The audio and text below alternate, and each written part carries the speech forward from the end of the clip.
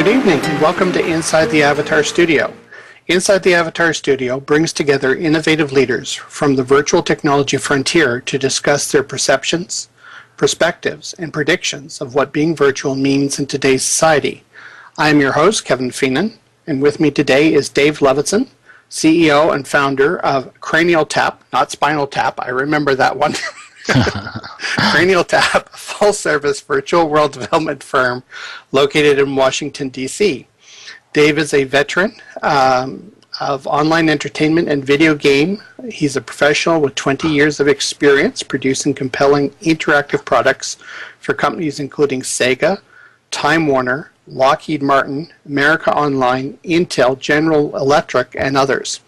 He is responsible for the launch of nearly 100 consumer products, including video games, voice over IP dashboards, social and community networks, switch circuit phone applications, user interfaces, interface television, and virtual world environments. That is quite a list. Dave is also the author of 6 worldwide patents in the virtual world space. Dave, I would like to thank you for coming on to Inside the Avatar Studio.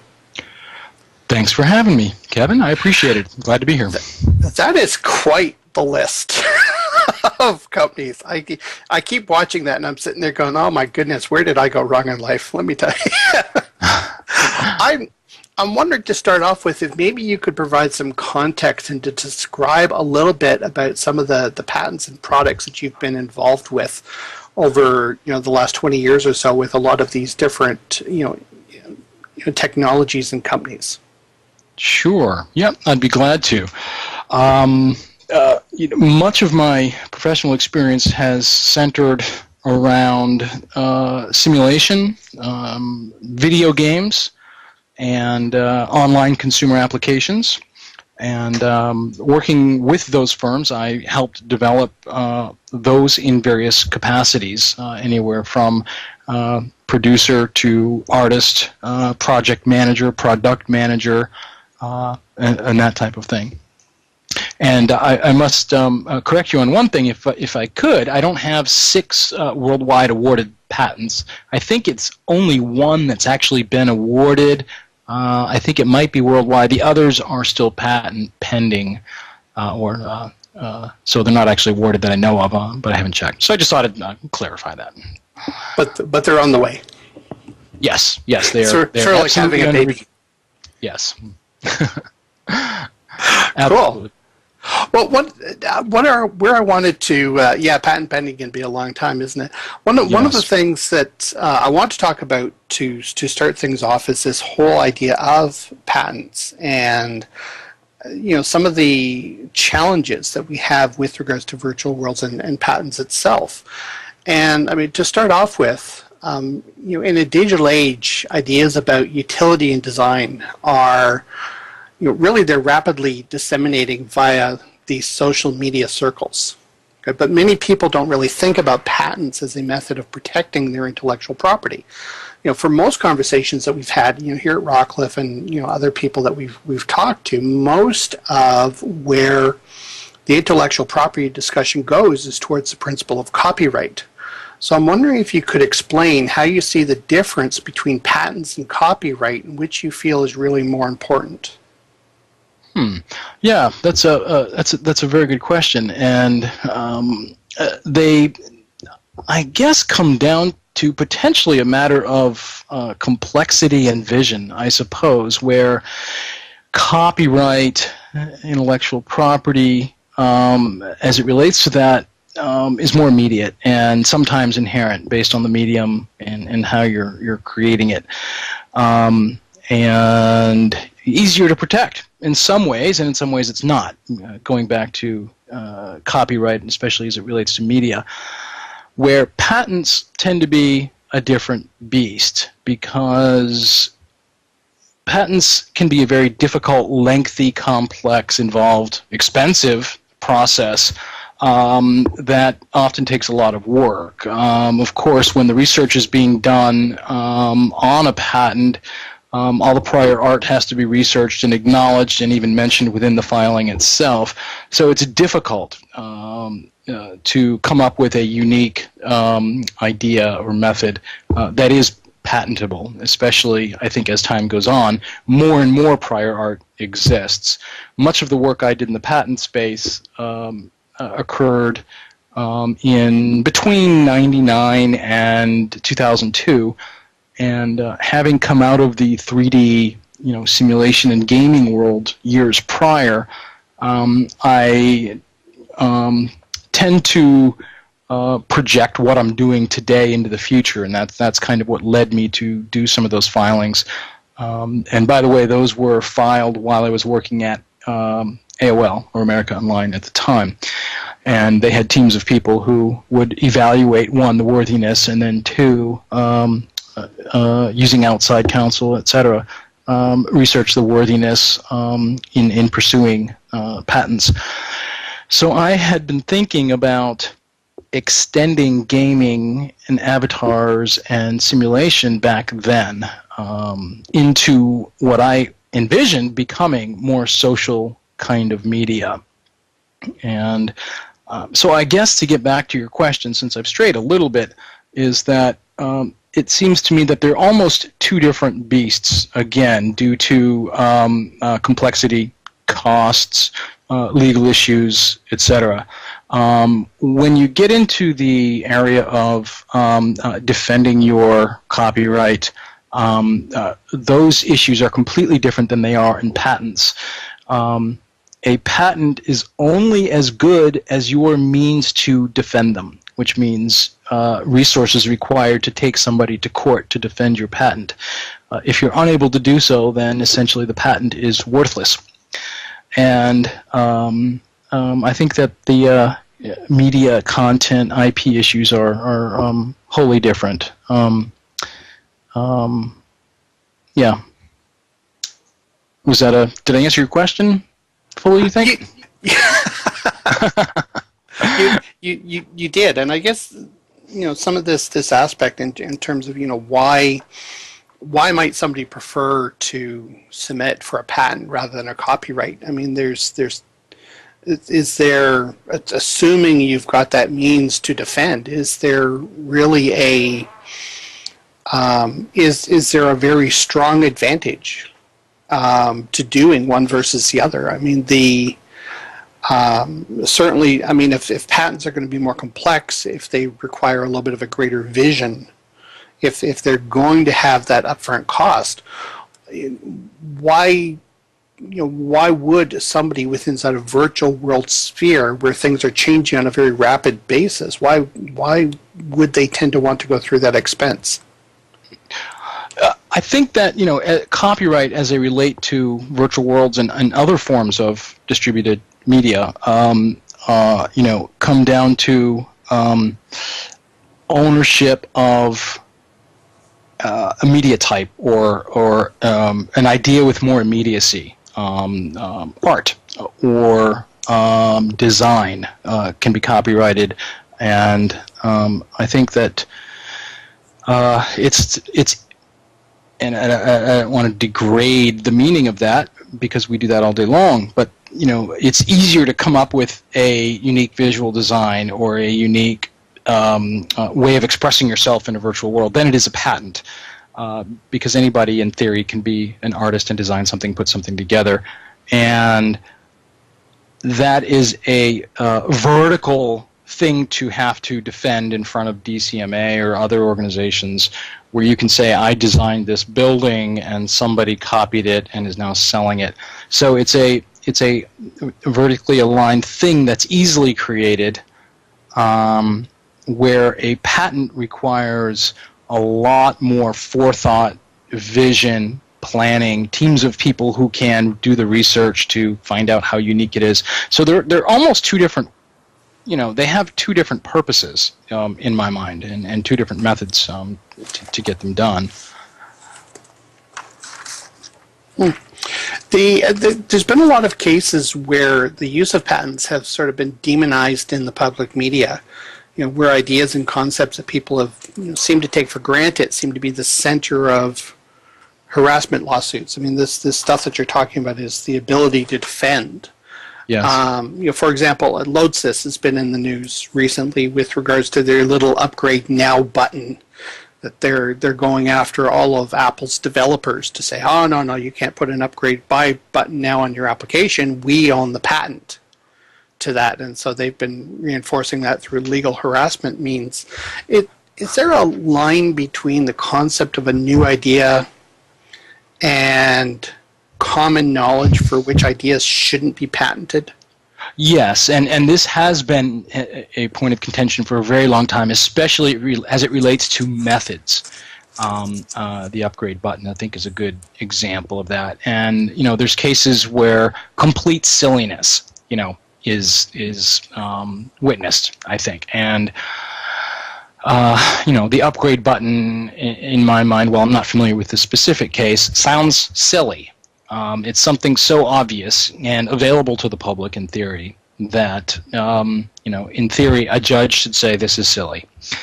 However, we have this, legacy institution of patents that has not really changed much over time, but nonetheless is being abused for the purpose of, revenue streams, etc. And I think it stifles innovation in some cases, especially relating to methods. My personal opinion is that, some things just belong to the public, or should. The problem is, who decides that? If it's a judge, well, a judge can hear both sides of a story, of a case, but may not have the technical wherewithal or experience in the case at hand to really make a good decision. So at that point, it comes down to how good is your lawyer. So yeah, I think the system is needs change, especially in this day and age when we have things that are in open source community. And we see that growing and growing, and that's for the benefit of the public, and that's a good thing. Open source has benefited the public and continues to in many ways. And in that same vein, it seems that some of these silly things that do get patented maybe shouldn't be. Things that are available to the public freely seem to benefit the public for the better. Well, that was actually one of the questions that I did actually want to talk to you about, because having gone through the patent, I haven't gone through the patent process, but I know you've obviously gone through this with a number of the your own patents and then different companies that you've worked for, and we have this thing that this concept of common knowledge is that we're not allowed to. I guess the law differentiates between utility design and then horticulture, plant design, plant patents, and that type of stuff. But on the utility side of things, there's this concept of common knowledge, which you can't patent something which is deemed to be quote unquote common knowledge. But yet we see examples of this all the the upgrade buy now button.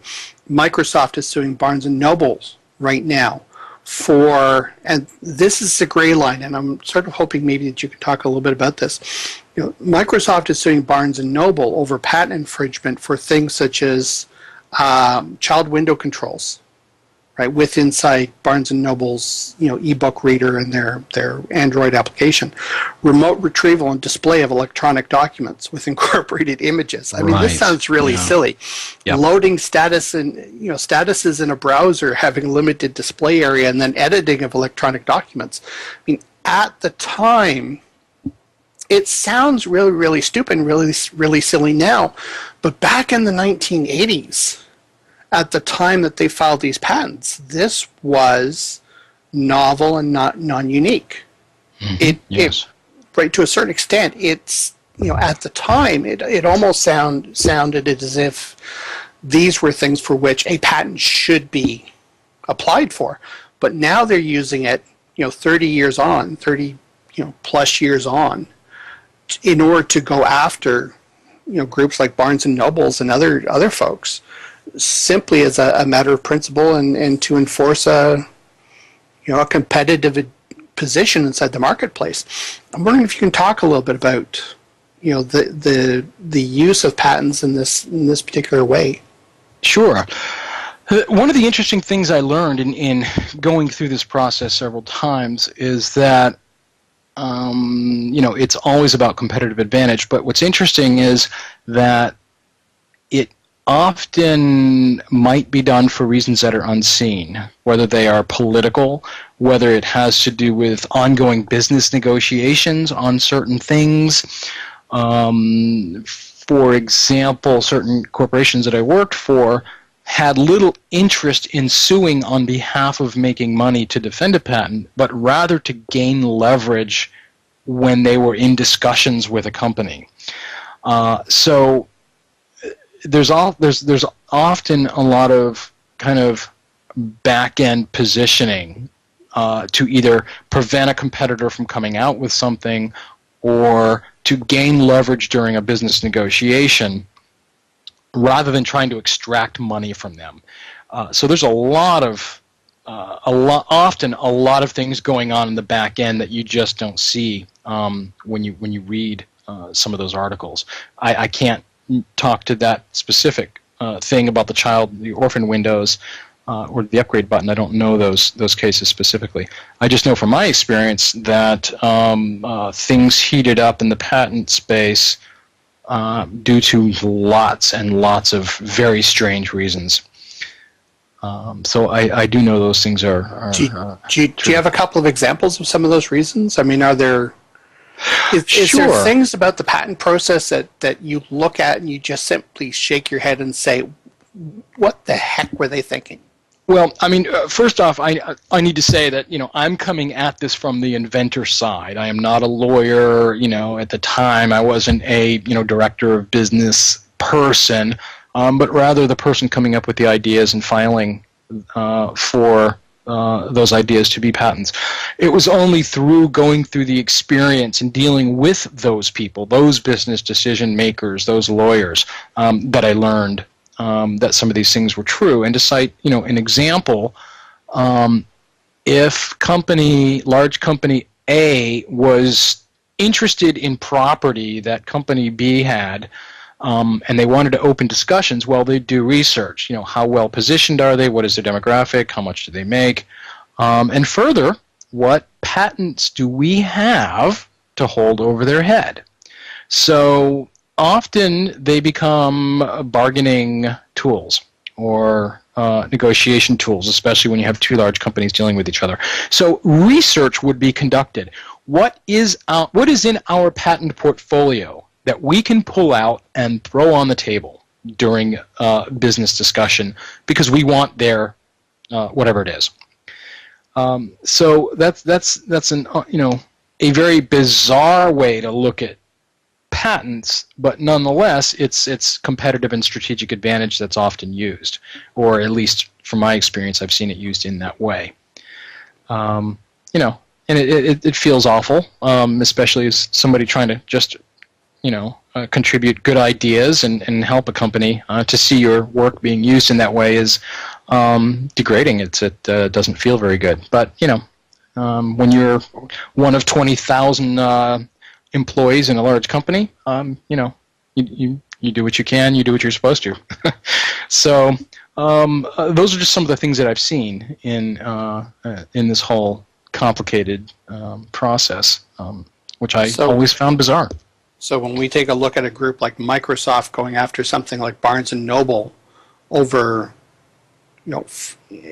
what might be perceived to be frivolous patents, I guess then by implication, what we're sort of looking at is to say, okay, what's really sort of going on under the surface? What strategic assets? I mean, you had mentioned the term competitive advantage before. It's all about competitive advantage. And aside from, obviously Microsoft wanting to promote their ebook reader and their network and their, all this other good stuff, what other competitive positions could these two sort of be battling over and behind the scenes? Sure. Well, for example, during their discussions, when they're talking about this, you could envision a company, and I don't want to put a company name out there and call them bad. We'll just call them Company A, or M in this case, Company M could go to Company B and say, we'll be willing to drop this whole lawsuit should you be willing to put Company M logo on the book purchasing page, for example. And that's often how these things are resolved, where no money actually changes hands, but certain goals are met by doing such things. It doesn't cost anyone really any money, but it does benefit Company M by the fact that they have a logo up there, and maybe it is promoting their specific reader or technology or distribution channel.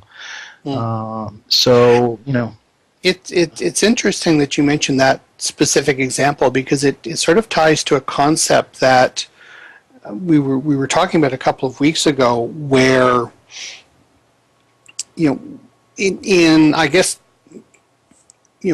we talk about creating virtual worlds, and we talk about this concept of branding and the copyright, intellectual property that a lot of these places hold, like Coke and Microsoft and Apple and whatever else.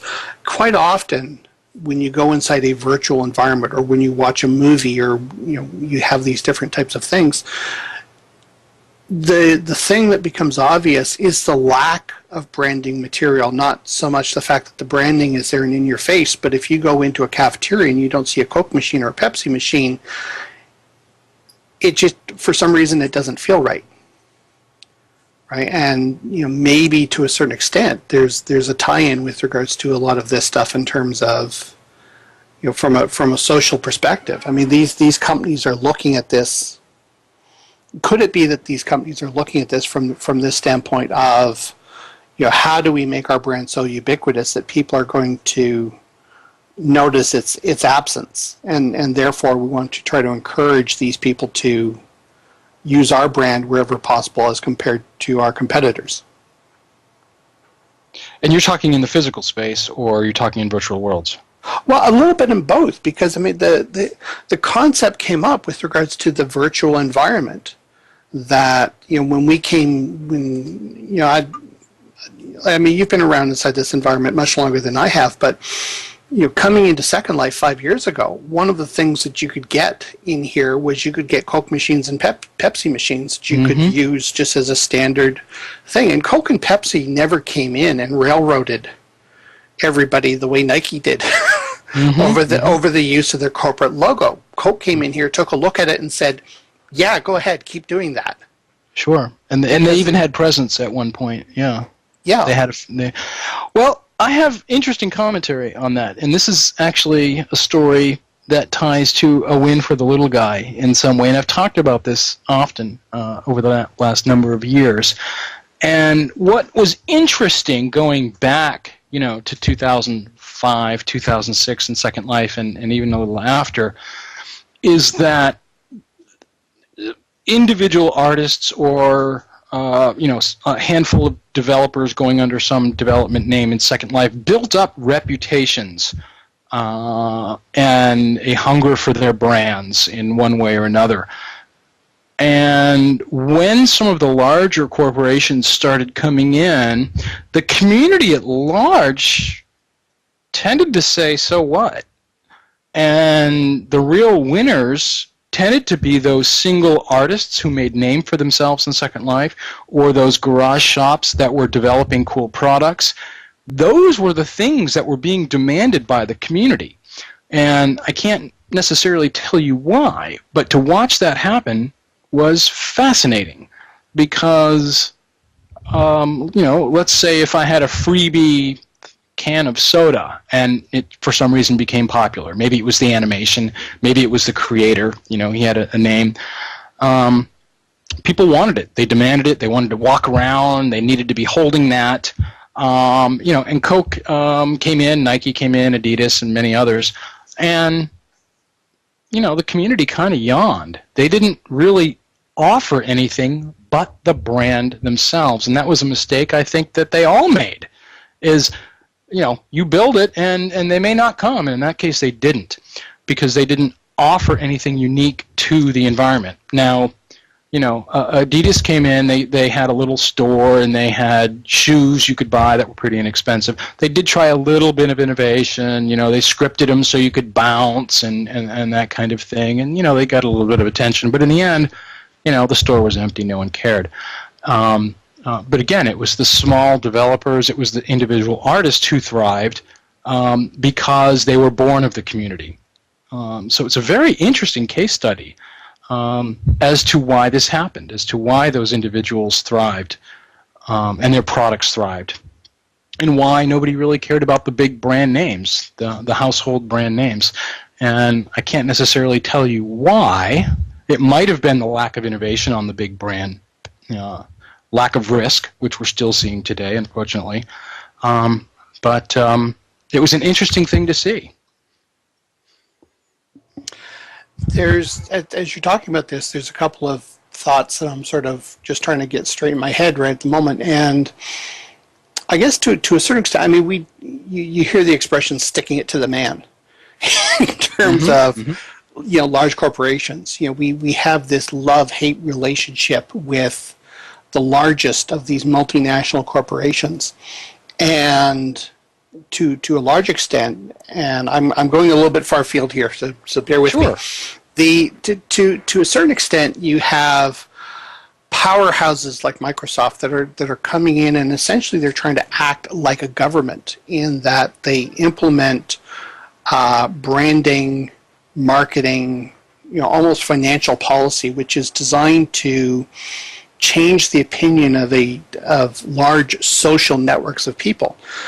Part of the thing with regards to advertisement in itself is that we try to convince people through this consumerism type society. We try to convince people that they have a need that they never know that they realized that they really had. But in order to solve this, you have to buy our product. And not only do you have to buy our product, you have to buy it now. And I think one of the interesting things about what you're talking about is the fact that when you come into an environment that's so open like this, that to a certain extent we start to see a little microcosm of what's really important to people and what's not in terms of how they relate to brand and how they define their own social identity in relationship to that. But in the meantime, then we have these large corporations that come in and say, no, we own the copyright, or we own the intellectual property or the patent on this particular idea or design, and you have to do as we say. So is there a change? Is virtual world sort of stimulating a change to the way people are defining their sense of self? I think that's a very poignant question, and maybe that relates back to the story I just told. And especially in the early days, and even today, Second Life, and the users, they view this space and themselves as pioneers, as new world stuff. We can recreate the way we want to live here. We can throw out all of the rules that we've grown up with and redefine the way we want to interact, play, because we are creating the world in which we're standing. And so a lot of the old world kind of notions can be tossed out. And, in that case that I mentioned, they were. So, yeah, I mean, Brave New World comes with a lot of social implications that really are kind of defined on the fly and by the community at large, and not by corporations or perhaps laws, if you want to go that far, because part of it is discovery and excitement and doing different than what the real world has us believe or participate in, the way that we conduct our lives. So that very much could be related to why we saw rejection of brands, because of that whole kind of spirit. Absolutely. Yeah, I guess it's interesting because part of what these sessions are supposed to we start to talk about is the social implication of being virtual. I mean, there's a couple of other questions I had here on patents, but I think we're sort of going down a particular road here that is really a little bit more interesting. That is, the way in which virtual worlds sort of give people freedom to redefine themselves,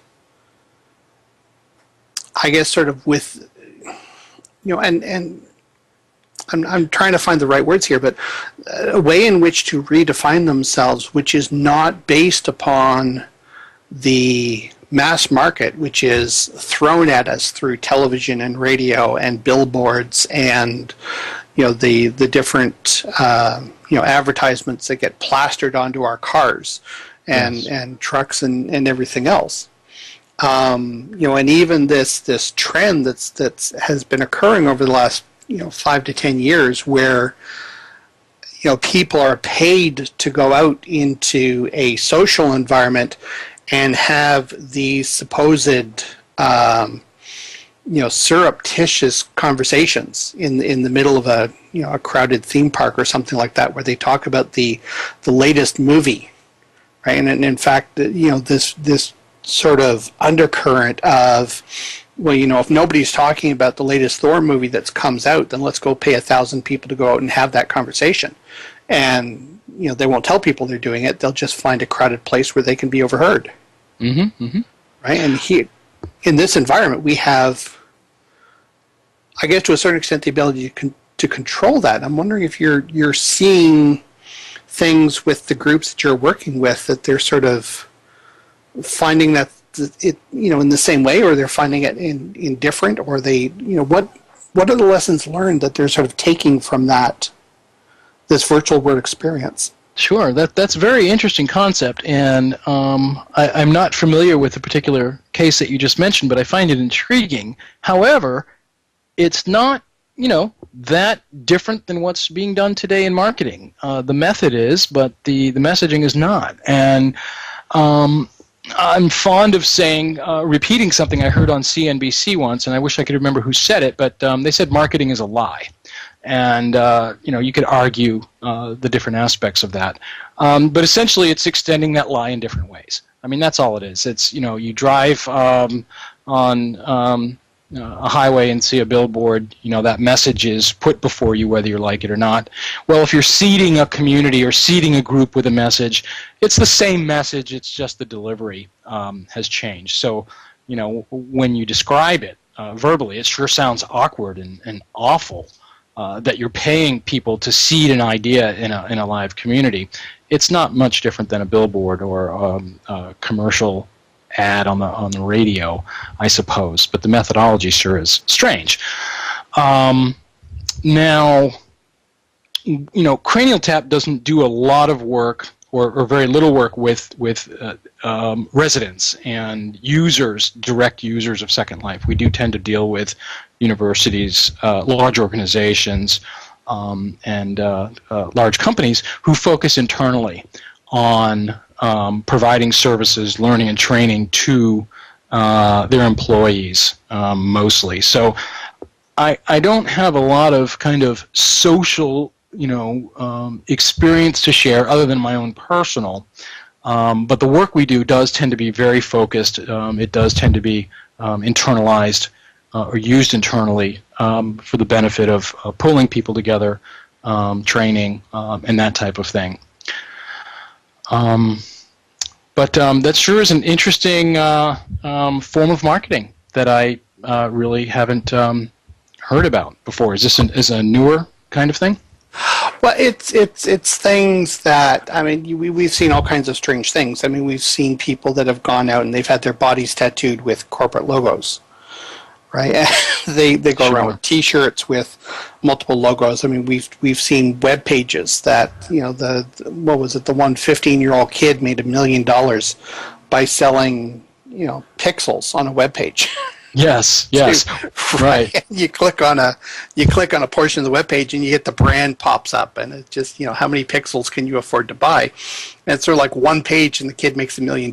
I mean, you gotta sort of love the ingenuity of people to come up with things which are wacko enough that they capture people people's imaginations that way. Sure. And then you sit back there and think, oh, geez, why didn't I come up with that? That's so dirt simple to do. Sometimes the methodology is less important than the news it generates. What you just mentioned about seeding a social area with people talking, that's fascinating. That'll get people to talk. Whether they like it or not is irrelevant. The important thing there is that it's different, and people will talk about it. You can even cite, just a couple years ago, IBM hiring people to scribble on sidewalks with chalk. Very simple things, but it made huge press. They got quote unquote in trouble, for doing such a thing. But it's a very simple idea. I think that the message again there mattered less, but the methodology caught people's attention and had them talking for days. So I think a smart marketer will think about those things, where the specific message may be less important than the buzz that the methodology can generate. And frankly, I like innovation, even if it has to do with a marketing effort specifically, which can be boring sometimes. I love out-of-the-box thinking, especially very simple ideas that can drive value in lots of interesting ways. And I tend to try to do those things every day. Sometimes the best ideas are the simplest ones. So I find that whole area of study fascinating. Well, it's kind of interesting to a certain extent that we managed to get to this particular area, because you had talked about, there were a couple of things that we had gotten an opportunity to talk about at the Virtual World's Best Practices Conference, and one of the things that you spoke about, we didn't really get a good opportunity to expand upon it, and I'm hoping we can do so now, is this idea of total information awareness was a term that you had used. Yes. And, we talk about, these things where IBM's having people scribble stuff on sidewalks, and you have film people going out and they seed people in order to seed an idea about a particular movie being good or a product being not good. And yet part of the way we find out about these things through our social network, I think in part has to do with this concept of social information awareness, but I'm wondering if you could describe for us your view of what that is and what that means. Absolutely. And I'm pleased to say it seems like we're getting closer and closer every day. I've always been fascinated with the concept of total information awareness, going back many years. And, I must admit, I'm a geek, and I love geeky stuff. I love having access to information when I need it. And if it's interesting information, I want it, even though I didn't know I wanted it until I knew it was there. So I got a Droid phone not too long ago, and it's getting closer to enabling that type of thing. On my Droid, I have a compass. I have a weather app. I have a local events app. I'm sure I have other things I just can't think of right now. But what's fascinating to me is I can simply touch my buttonless screen and have access to information that helps me make decisions. And I love that concept. And that will extend into virtual worlds one day. But for now, I want to be able to dial something in on demand and have that information so that I can make a better decision, or have more fun, or be more productive, or save me time. And having that total information awareness is a very important thing that I think is only going to continue. Matter of fact, it's likely going to move into sunglasses instead of a handheld device because it makes more sense.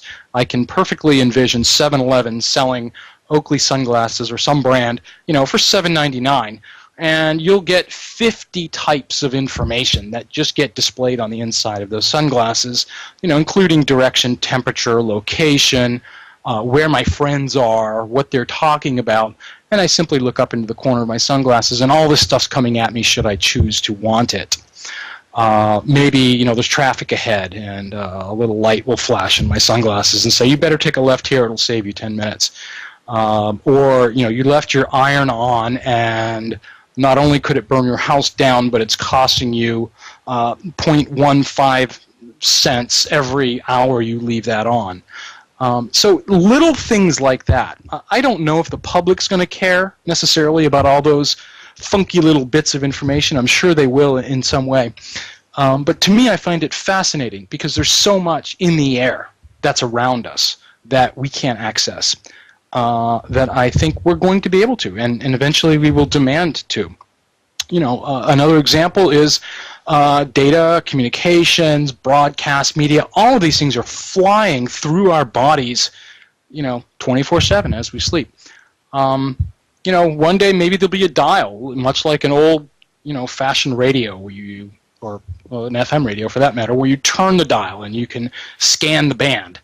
I remember back in having a CB radio in my house, and going to the different channels to find out what's going on out there as far as people just talking. But now that's exploding, into thousands of different topics and types of information. So maybe our augmented reality enabled sunglasses will be able to tell us that there's 16 conversations flying over your head right now. There is 60 channels of television being broadcast above you. There is just so much things that can be had through technology today that can enable us to have more fun, be more productive, potentially live better lives. So I've just always been fascinated by that concept. So how in a virtual, there's a couple of interesting things about that. One of the things is this idea of information overload.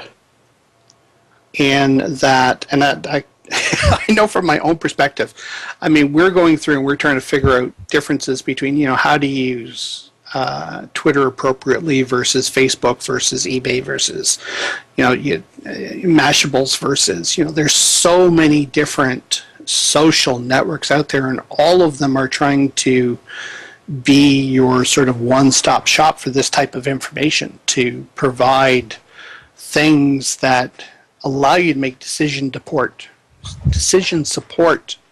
The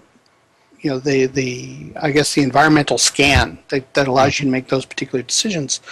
But so far I haven't seen a lot in terms of how we're going to be able to get around this idea of information overload. I mean, as you said, you didn't know that you wanted something until you saw it, and then it was sort of like, oh, no, gimme.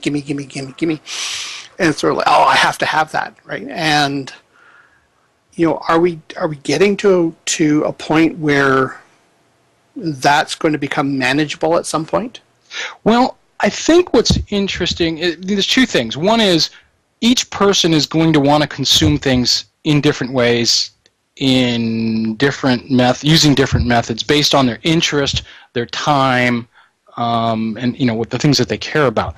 But an interesting kind of correlation to that is if you think about when we were growing up, we tended to get news from stations 4, 5, 6, and 9 on television, and the newspaper.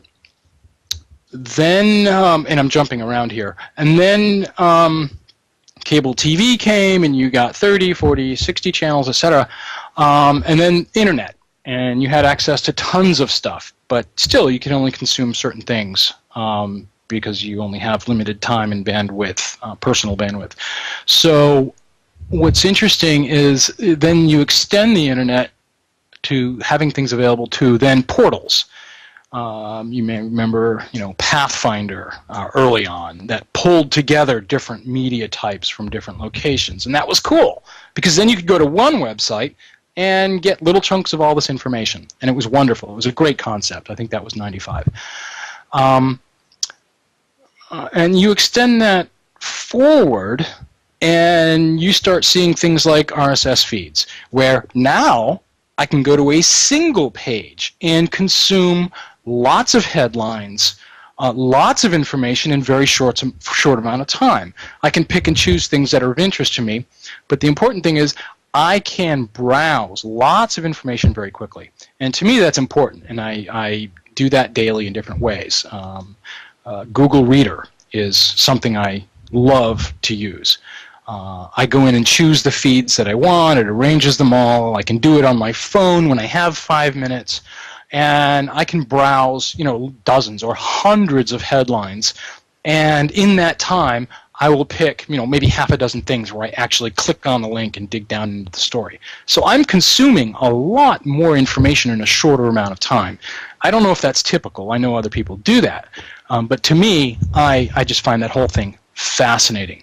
And then you look at the case of Twitter. So now you're talking about not only news feeds, but social and friends and professors and family feeds. So now you're consuming what other people that are in your network, so to speak, are interested in, and their news headlines, whether it is actual news or family news. So I think that technology is not only allowing us greater access to the things we care about, but making it more efficient. And again, I tend to be kind of a geek and care about these things probably more than most, but the fact is technology now allows us greater access to information in shorter amounts of time. And I think that's wonderful. And then you're talking about information awareness. Well, your fancy technology-enabled sunglasses that can beam graphics on the inside lens, you're probably going to have 200,000 channels of information. Well, you're not going to care about 199,000 of them. You're not going to have time or even care. But the important thing is that they're there and I can dial them in should I want to. So that's what I see of value. I have access to all this information, but I pick and choose what I want. And you can extend that into virtual worlds in as much as something I wrote in a strategy paper probably, 15 years ago. I often wrote about 3D environments and virtual worlds, and what I predicted was that virtual worlds will become topic-based and theme-based, where you'll have 10,000 virtual worlds where one-eyed lassie owners will have a virtual world, and they walk around with their one-eyed virtual lassies, and they all talk about lassie, breeding and names, whatever they do. And that's kind of going back to the book, The Long Tail, where vertical interests are where communities flourish, because you're going to hop to the things you care about. And I definitely see that happening in virtual worlds, where people will move in and out of the worlds or the social environments that they care about. I fully expect there to be a pirate's virtual world, carpenter's virtual world, a physicist's virtual world, and we move in and out of them as we do in reading RSS headlines or feeds.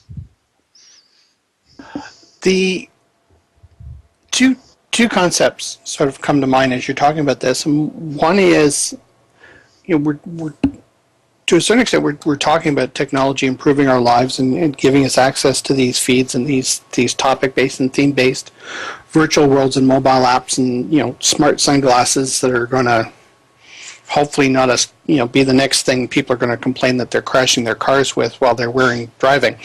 But to a large extent, is not a lot of this contingent on people developing a greater sense and a greater responsibility for their own self-discipline in managing these different options that are available to them, beyond what we're used to today? And the question then comes down to managing, did you say responsibilities? Managing... Well, so let me expand on this a little bit. you know, we have all this information that's available to us. And I don't know about anybody else, but certainly I will go onto YouTube every once in a while, and I'm looking for one particular video on one particular subject, and the next thing I know, it's 6 hours later, because one thing has led to another, has led to another, has led to another, and all of a sudden I'm like Alice down the rabbit hole. I mean, you have the potential that if you are not focused on a particular goal and a particular objective, if you are not self-disciplined enough to put yourself in a position that while you're multitasking across your computer and your mobile and your sunglasses and your little metal colander hat that you're wearing that's controlling your World of Warcraft games off on the side, while we have these multiple things that are going on, right? It's this not indicative of the fact that tomorrow's children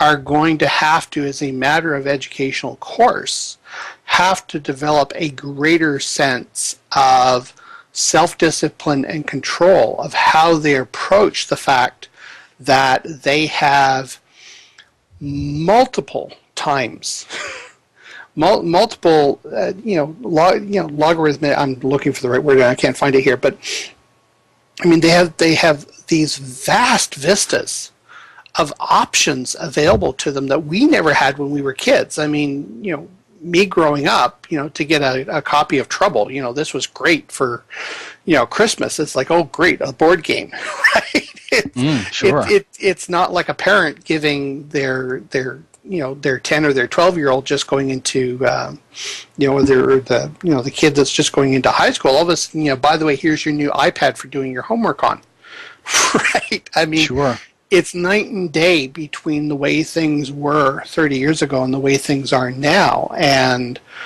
the learning methodologies and the way we approach not only our children, but the way we approach industry and the way we approach business, to my way of looking at things, necessarily has to change. But I'm wondering about your perspective in terms of this idea of self-discipline. I think that self-discipline is a responsibility and directive, so to speak. Just being a human being. I think those problems existed as a caveman. That caveman was supposed to go hunting, but the flowers distracted him. His neighbor caveman distracted him, and he didn't go hunting.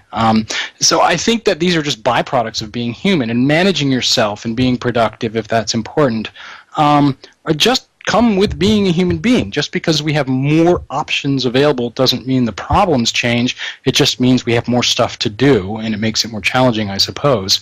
But if you're one who can manage your time and makes those demands of yourself, you'll do that.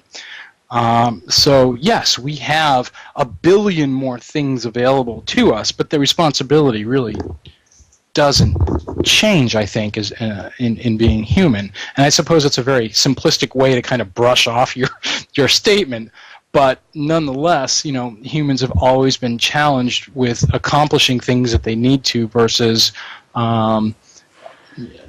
submitting to immediate need.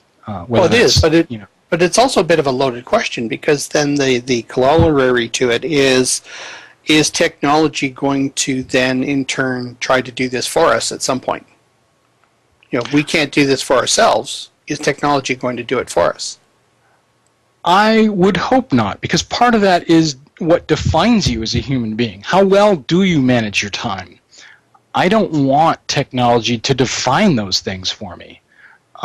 Yes, I have a lot more coming at me, but I still have the same responsibilities I had when I was, 25 years ago. I just have a lot more distraction. But in the end, I still need to accomplish similar goals. And for me, that is being more productive, growing intellectually every day in some way. I can just do it better and faster now, should I choose to use the methods that allow me to get there. So your YouTube example, I think, does have a corollary. 2 years ago before there was the internet, and that is that there's distractions all around us. And if you're, the kind of person who gets easily distracted and is generally not very productive, you would have those problems with or without today's technology. So, again, I'm kind of brushing it off. But to me, it comes down to, humans are humans. You're driven by lots of different motivations. I think I've just dug myself a hole in in admitting that I have my weak moments. I do too. I do too. I'm not trying to say I'm this ultra performing individual. I'm not. I'm human. I have all the same stuff everyone else does. I am not, Mr. Superhero by any means. I'm just kind of saying that humans are flawed, and if we, regarding your goals, it's about how you choose to get there. Speaking of loaded questions, I've got two questions, and we're going to have to wrap it up here. The first one is very simple. Are we getting to the point where we can no longer live without this technology? Yes. Yes. Nice simple answer, Alex. Well, I love it. Personally, I love it. And if I'm without my phone for a few minutes, I freak out because I love having all of this stuff in front of me. And if I need to know something or want to know something, I love nothing more than to pick up my phone and tap in a couple things and know it. That's of huge value. I thrive on it. I just love that. I was playing a game. I think it was I was sitting with a friend, and we were going through Trivial Pursuit cards just for something to do. We weren't actually playing the game. We were just reading the cards to each other. And one of them was about, which is larger, New York, Texas, or California? And they just told you the answer, but they didn't give you any background. Well, I wanted to know what the sizes were and how much bigger. So within 30 seconds, I used Google's voice search on my phone and said landmass, California. And, within seconds, there it was in text and the exact square miles of those states. I love that. So, yeah, I'm totally enjoying having all of this. Now, can I live without it? Sure. I also like spending, a week in the woods without any kind of electronica. But, geez, I sure do like where technology is today, and I really look forward to where it's going. It's very exciting. So last question here, and then we're going to wrap things up for the broadcast. I mean, if you had a crystal ball, what do you think the impacts of virtual worlds will be on society, 5 to 10 years into the future from now? Absolutely. And that's a very good question, and one that I like to think about often. I'll throw a couple at you.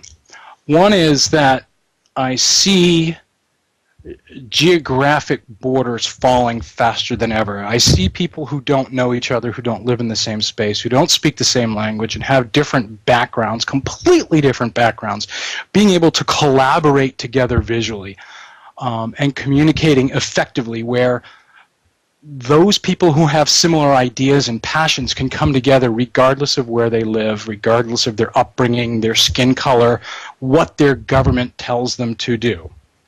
I think virtual worlds are going to enable the world to wake up and to start playing and working together in ways that it's never been possible. And I find that thoroughly exciting.